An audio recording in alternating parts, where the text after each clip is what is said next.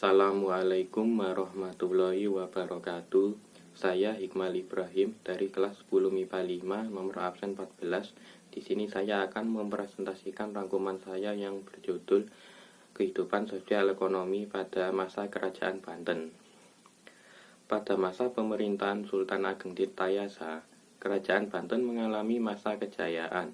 Sebagai Kesultanan Maritim, Banten semakin mengandalkan dan mengembangkan perdagangan. Terjadinya monopoli di Lampung membuat Banten sebagai salah satu pusat perdagangan yang penting, dan pada masa inilah Banten berusaha keluar dari tekanan VOC yang memblokade kapal-kapal dagang yang menuju ke Banten. Kesultanan Banten berusaha untuk mengusir armada dagang Belanda dari Banten, meski gagal. Banten menerapkan sistem cukai atas kapal-kapal yang singgah ke Banten. Selain di bidang perdagangan, Banten juga membuka sawah di daerah pedalaman seperti di Lebak. Pada masa Sultan Ageng pula pekerjaan pengairan besar dilakukan untuk menunjang pertanian. Pada tahun 1671, Sultan Ageng Tirtayasa mengangkat Sultan Haji, putranya sebagai Sultan Muda.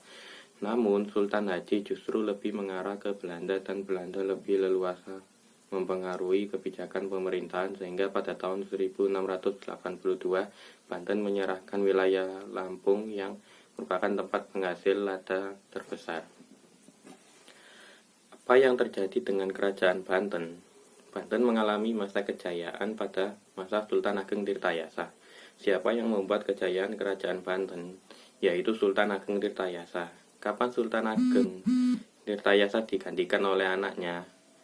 Yaitu pada tahun 1671, di mana peristiwa monopoli perdagangan terjadi di Lampung.